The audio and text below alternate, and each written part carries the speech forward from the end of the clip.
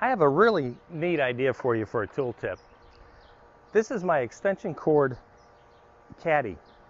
All of my extension cords are here. All of my splitters are here.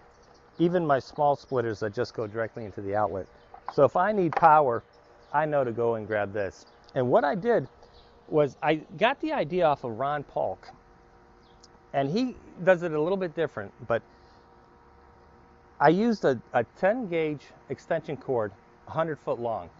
So I'll roll this up against the outlet using Velcro tape. I'll just go ahead and grab this and pull it out to wherever I need it. And then using the splitter, I'll plug it into this, straight into the outlet. And I'll have power pretty much in the front yard, the backyard, wherever I need it. And what's wonderful about this idea, have you ever tried to use an extension cord and it's always knotted up on you? You don't have that problem with this. It unwinds easily and then it winds up easily. Look at this. Is that fantastic?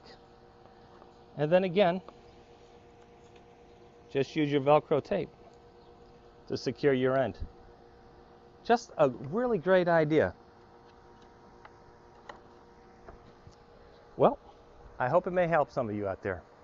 I'll catch you on the next one.